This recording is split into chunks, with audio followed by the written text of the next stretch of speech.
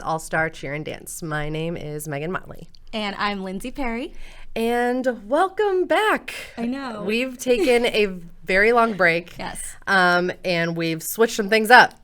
Including the name. Yes, including the name.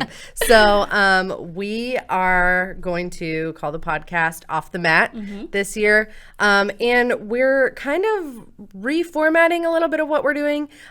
We want it to be just a little bit more casual, relaxed, and kind of talk through news and just fun things we've noticed. It'll be similar to what we did last year, but we just kind of wanted to have a little bit more fun with it. Yeah. We spent a lot of time, I don't know if it came across to you guys, but we spent a lot of time planning those shows last year. Yeah, so and now it's just going to be more of a discussion. Yeah, so we're just going to chit chat. But thank you guys for joining us again. We are coming back every single week with the content you know and love and some new things, like I mentioned. We'll start off every show with a World's Bid update, recap the last weekend and some of the big winners from the weekend's competitions. We'll take a look at some upcoming events and dive into some industry news. And my favorite thing we're going to do is end each episode with a little bit of lower level love. Yes, because as you guys know, we always talk about World's teams and everything, but we do want to give a shout out to a lot of the lower level teams that we have seen doing big things. Yep. So this is really exciting. But during the break, what have we been up to? What have you been doing? Well, Megan had a baby. So April 10th, right before Worlds. Had a little girl. Her name is Layton, and she's the cutest little child I've ever seen in my life. Very biased, of course, but she's adorable. Lindsay loves to take her and walk around and pretend that it's her child. It's actually I take her around the office. She does. It's really people great. Think that it's my kid. Which, I mean, you still have to let me babysit. I've yet to babysit Layton, but anytime I you want. Love her so much. But yeah, so that it's been about 7 months. So just reorganizing my own life and getting used to this new normal and everything. So it's been a whirlwind. I literally have so many stories, and I'm sure they'll come up over time. Yeah. But you are kind of a mommy in a different way. I mean, yeah, I'm still fostering kittens, as everyone probably knows if you follow me on any sort of social media. And so I've just been doing that. I have like 10 cats right at your now. house I have 10 cats in my apartment, which people might think is crazy, but half of them are literally like the size of this microphone. Yeah. So they could fit in the palm of your hand. Yeah, they're not really taking out much space, and it's really so fun. You have a mama cat, I have 7 baby cats, 6 babies, 6 baby cats, yes. And then your 3 and cats. I have my because 3. you foster failed all 3 of the cats that you own, right? Yes, okay. I did. So I call them my resident cats, and then I have the visitors who are coming in, and they're just about ready to fly off and join new homes for themselves. Aww, so yeah, it's kind of sad, but it's exciting. It was exciting to watch them grow. Like I got them, and they couldn't even walk yet. So we'll see. Hopefully they can get a good home. Oh, that's really sweet. Well, speaking of watching things fly away. Oh my goodness. Time has flown away. That was a perfect segue. Thank you. That was perfect. Thank you. And we are going to break down the World's Bid events every single week because the cheer season is upon us. Yeah, so let's get started. So right now we are officially 177 days out from Worlds, which it's literally less than a school year. And Lindsay is literally going to provide these daily countdowns every single every day. podcast, just in case you don't have enough anxiety every about week. How close Worlds is. Every week I'm going to let you guys know how many days out we are from Worlds. And we have 77 Worlds Bid events total right now. And this is the first weekend that there's going to be a Worlds Bid event, which is really exciting. Yeah. So it's kind of the perfect time it's the perfect time to come back, again. right? Yeah, because I mean, it's never too early to start looking ahead to Worlds. Start talking about Worlds, yeah. But so, you know, the USASF has started the World's Cup bid race several years ago now. But this year there will be 12 total qualifying events.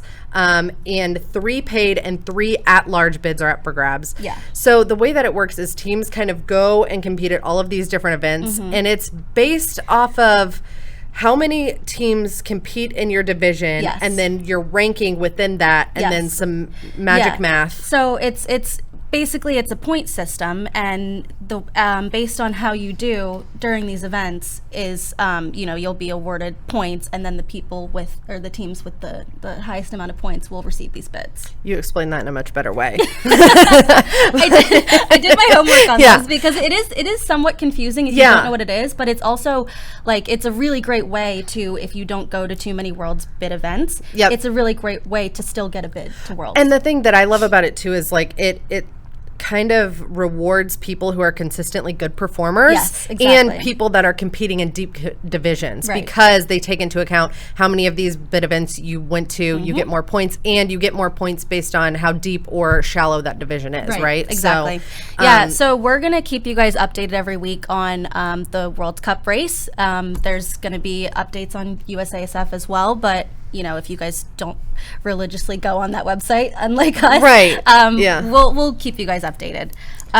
So this is the part of the show where we're going to discuss last week's winners, big winners. But before we start talking about last weekend, I want to discuss yesterday's big winners, which was myself and the entire marketing team, because we had a Halloween costume contest, and the marketing team won for best group contest, or oh my gosh, best group costume. Yeah. And we went as the cast of Stranger Things. it was really good. It was scarily accurate. Yeah. Which was awesome. And it was actually funny because I wasn't going to join because I had never seen any episodes of Stranger Things, which is kind of crazy.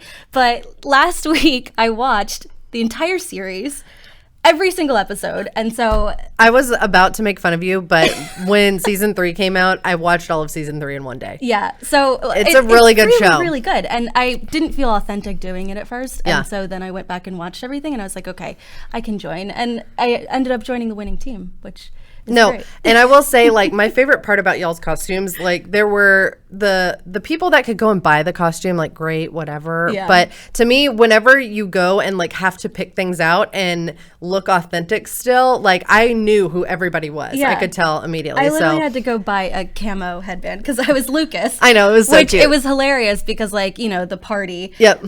Everybody else in the marketing department is so much taller than me. So Yeah. I was like, it was all the tall people were Will Byers and everyone, and then it was like me, Yeah. little Lucas. But it ended up working out really well. it was so cute. It was really fun. It was really, really awesome. And Stranger Things is a really great show, but it's also a little scary. So don't try to watch that unless you have parental approval.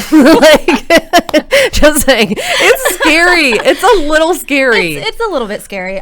The thingies in there. the Demogorgon. Yes. Yeah. No, I enjoyed it. But I what? It's love actually it. And I don't really- like scary things, but like I actually really do love that show. I was actually saying that As a mother, I have to like give parental oh my advisory. goodness. She's what, 7 months old? Yeah. She's not gonna get scared over anything. I know. But we were saying that I should have brought some of the foster kittens and dressed them up as mini Demogorgons. That would have been the cutest thing I've ever heard of. But we still won without them. So Yeah, no, it was a great, well-deserved win. thank you. Y'all Thank looked you very really good. much. Well, let's move on to the Cheer Worlds Oh winners. gosh, yeah.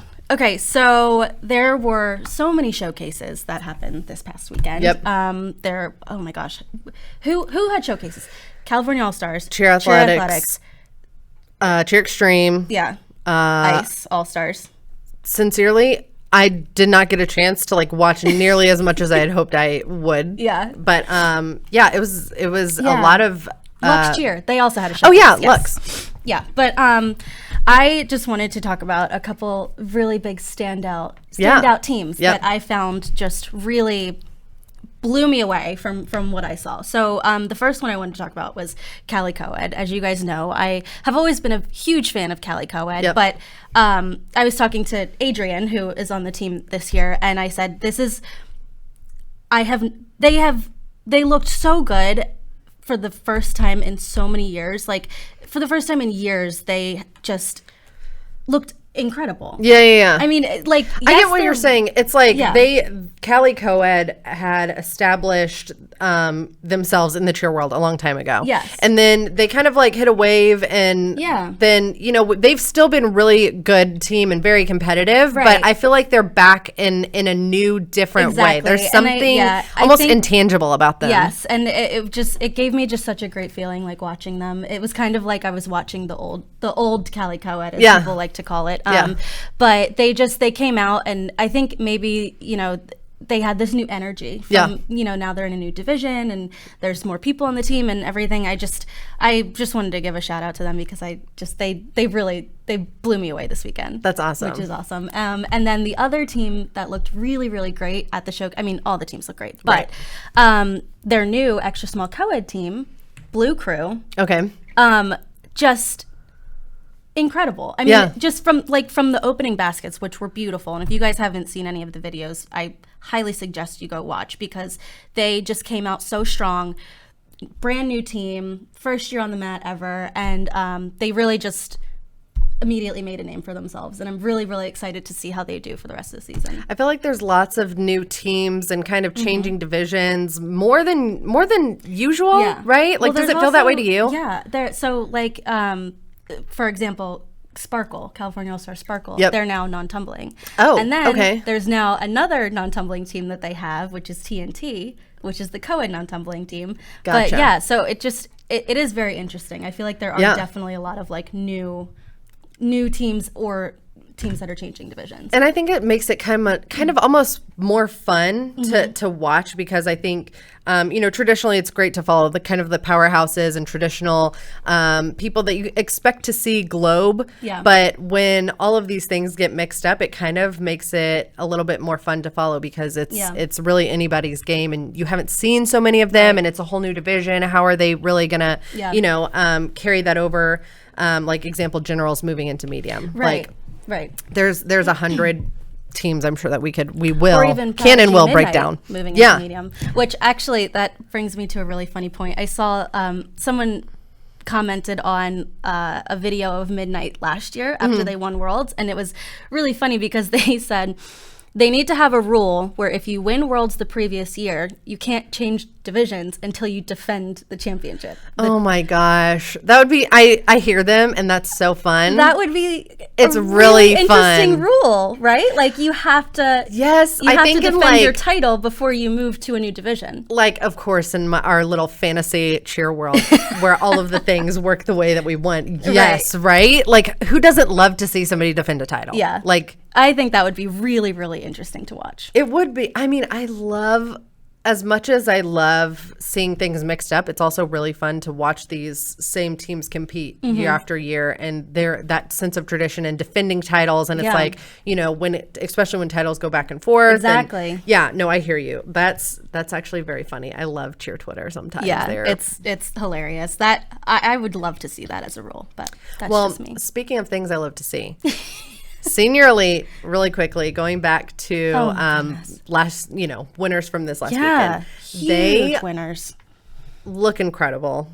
Spinning so much in stunts, like the difficulty is already, you know, really impressive at this point to come out of the gate. But the best part of it all is the kind of throwbacks that they're making to their 2010 routine. It's funny that you say that. Yeah, on Twitter, a lot of people were comparing a lot of the throwbacks that they had. So it looks like they're working on some ball up 360s right now. Yep. And that if they could do a full squad of all of those elites doing ball up 360s like Maddie did. Like Maddie's was so clean and really visual. Right now it looks like they're getting their feet wet. They're working on it, but I can't wait to see kind of where that takes them. Yeah. And then of course the flipping element in the pyramid. Yeah. Someone literally put like both of the videos together. Side by side. Yeah. And it was just like it gave me the chills to watch that. It's exactly the way that the old pyramid was. And it's it's 10 years later. Yeah. You know what I mean? Yeah. So it's like the perfect time to bring that back. Exactly. And I don't know. I just love those little thoughtful things and back in 2010 gets a lot closer to the time when I cheered. So this is like, this is real nostalgia for me. So tearing up a little bit. So I'm like, so it's, so it's super fun, and it's a really, really cool throwback. And I can't wait to see how that routine continues to kind of change and evolve over the season. Speaking of thoughtful, there was another really thoughtful moment that someone pointed out on Twitter where there's 3 sets of sisters that are flyers. Okay. And so they have a part in the pyramid where it's like, you know, 2 people partnered up, and all of the 3 sets of sisters are partnered up. Oh, in the pyramid. Yeah. So I thought that was really, really sweet. That is really fun. Yeah. Speaking of flyers really quickly though, their flexibility is insane. Like truly every flyer in the air has like incredible flexibility. So first of all, all the lines are beautiful. They all look exactly like in sync, which is crazy. But I want to talk about the one part where Ryan is in the center and she pulls a needle. And then pulls it. Yes, pulls her foot down like in front of her face, keeping her knee behind her head. Right. What are we calling that? I'm sure there's a name. That's a new body position. I mean, I've seen people do it, but it's not generally the way like that when they she's dip, doing it. They like pull it a little bit, and then like she's literally pulling it and then switching to a heel stretch. You really have to see it. It's We're trying beautiful. our best to describe it for the people listening, but it is really well done, right? Because sometimes when you do those overextended body positions, it almost is a little it can come off as, I don't know what the word I'm trying to say, but it's almost like a party trick, and it's not as pretty and well executed, right? It's just like, but this, it really does look like she's hitting another true body position, right? So it's really well done, and it's highlighted kind of beautifully, and that's cool. Yeah. And I also want to, props to you, Ryan. Another big winner from last week is our girl Blakely. Oh my gosh. She made her debut on Cheer Extreme Tiny Turtles. She is so cute. Did you see that tweet when they got their music? Yes. Yes. So if you guys don't know, Blakely she's the queen of Cougar Co-Ed. Yes. We just have to put that out there. But she's also at the end of their music this year. After the Cheer Extreme Cougar Co-Ed, it's Blakely yelling, period. And so even at the showcase, they brought her, because they don't have a dance yet. Yeah. So they did the dance, and they had her in the middle, and she hit her little pose at the end and did the motions with her voiceover. Yeah. So cute. it was, I just thought that was adorable. It is. It's really cute. Yeah. I'm 100% here for any and all Blakely content. Yes, and it's also very, very cute that she made her debut this season. First time ever. I know. I can't wait to see her compete. Yeah, it's adorable. It is very cute. And then what other things happened this week? I mean, we have to talk about the Cheer Athletic Showcase. Yes, we do. I mean, what would a cheer podcast be if we didn't talk about the Cheer Athletic Showcase? So, of course, I mean, I think we all expected it, but they still have that single man stunt. Yes. But this time they elevated it even more. Yes. So it's a hand in hand, and then it goes immediate extended lip. Yeah. Like, so impressive. It's very, very impressive. And crispy. Crispy. Very crispy. And I also really loved, I like how they open with baskets again. Yeah. Which I do too. I just think that's so great. I think it's just a very visual way to start off, because sometimes with certain ways that routines get formatted, right, it takes a minute for you to like get up to speed and really, but I think starting off with the baskets really kind of like hits you and like pulls you in right away. And so yeah, Cheer Athletics as a whole, they always have very strong baskets. So I just think it's a really great, it's just a really great way to open up a routine. Yep. I'm really excited to see Panthers kind of clean up that routine and bring more to it. Their running tumbling section is absolutely insane. They're always one of the best tumbling teams to me, or at least in the past couple of years. I feel like they've always had really strong tumbling and great technique. It's beautiful. I am just very excited for the season period. Watching every period. No, and I say this every year, and every year I think surely we've hit the ceiling, but where teams are starting out. Yeah. It gets elevated every single year. The skills and the difficulty, and to know that they're going to continue to clean it up, add different body positions, add more difficulty. It's just really exciting. I can't wait for these teams to kind of really come into their own. Oh man, yeah. It's just I can't believe the season's already starting. It is Literally, it's already starting. Yep. And I mean, speaking of that, we have a World's Bid event this weekend. It's the first one of the season. It is a Dance World event. It's the GMCE Fall Festival of Dance Nationals. There are 3 paid bids up for grabs and 6 at large, or 3 partial paid. Partial paid for Dance Worlds. But I'm really excited to see, what teams might be there and just. Yeah, that's another thing that we're really going to try to focus on a lot more this season is expanding not only beyond the cheer worlds teams to lower level teams, but also really into dance worlds for sure. and follow them a lot more closely. So anytime that you have teams that we should check out or pay attention to, like please send them our way. Let us know. Yeah. And speaking of teams to check out, Megan's been waiting for this for the entire show. Again, this is probably something I bring up every year, but every year. UCA Bluegrass Championship is this weekend, and as you know, that's streaming on Varsity TV. So we can log in and watch that with your FloCheer subscription. So nice little plug right there. Well, I need everybody to know that they can do this, because you have got to spend some time this team to watch Eastside Middle School. Yeah. They are doing. I'm definitely going to go on and watch them. Back handspring ups to immediate arabesque. Middle schoolers. Middle school. It's an all-girl team of middle schoolers. It's just absolutely.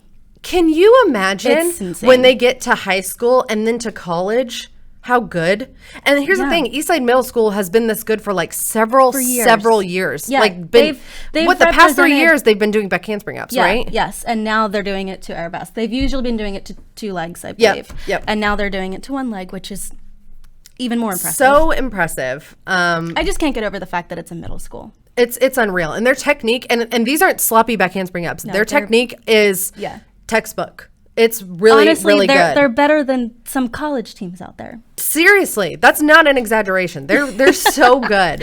But so UCA Bluegrass, the first day is a school competition, and there's I think 6 reigning champions from NHSCC. Yeah. And I mean, if you love cheerleading, no matter what kind of cheerleading it is, great. This is the competition that you want to watch, because it's just good clean cheerleading. It is really impressive stuff. And then the following day is All-Star. Yeah. So anyway, that's something you can add to your little weekend plans if you want to just jump into cheer season. Yeah. And you need to watch Eastside Middle School. That's the last thing I'm going to say about that. What time do they perform, Megan? You know what? I don't know, but we will tweet about it. Megan's going to let everybody know. Yes, we will. Yeah. So what else is happening? Okay, so, I mean, I don't want to go back to showcases too much, but I do want to mention that SSX and Code Black, Cheer Extreme Code Black, both got new uniforms this year, and they're absolutely beautiful. I think it's very interesting that SSX's uniforms are black. Yeah. Which, I mean, it's a really cool new look. They're usually they're predominantly white uniforms with a little bit of teal. So I'm really excited to see them in black uniforms. I love a good twist on a uniform, right? Like, I think it's really fun to see something totally new. And at the end of the day, if it makes the kids feel really good and very confident and gives them kind of like a new swag, right? Like, that's really what I want to see. I love, and SSX to me is one of the best performing teams. Absolutely. Their performance, they all buy in, and they have that X factor too.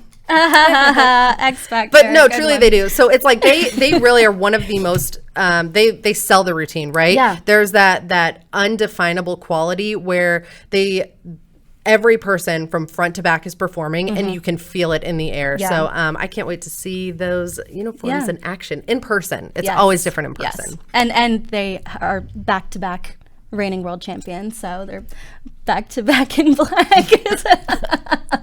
I'm sorry, that was terrible. Now? That was terrible. I don't Maybe think it's it could back be in black. It could be their hashtag. That's really cute. Let me know, SSX, if you guys want that to be your hashtag. For sure.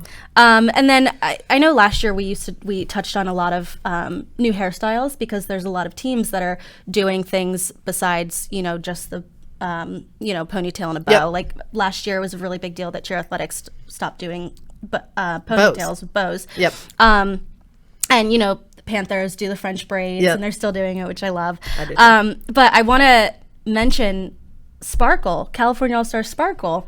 they had this really cute hairstyle at their showcase where it was kind of like a dancer's bun. Okay. And it was like a low side bun. Oh, cute. But it was really, really cute. Yeah. Because all of them wore it, and it was the exact same.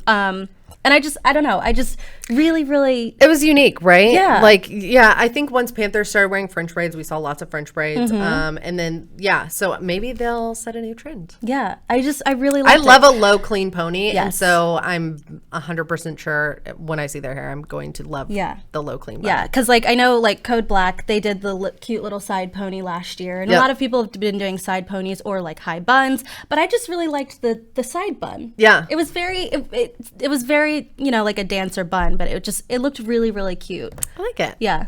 Anyway, that was my thing that I noticed this week that I really enjoyed. Yeah, and then the last little fun update, I guess, that we have. Yeah. So Stars Vipers is making a little news crew. Yeah. So I think there's like 7 or 8 of their athletes that they all applied, and the gym owners picked the top applicants to be the news crew. Yeah. So they're actually going to come by and visit the studio and kind of see what we do, how we do it, and we're really excited to kind of share some stuff with them and meet them and give them a little like best practices and tips and tricks. And so they're gonna be like sitting right here. Yep.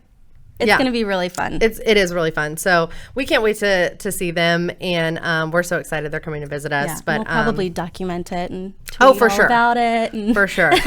We're really, really excited for that. And most of these, I think there's one world's athlete that is on that news crew, but the rest of them are on a lower level team. Yeah. And they're going to be breaking down their season and some of their routines so far.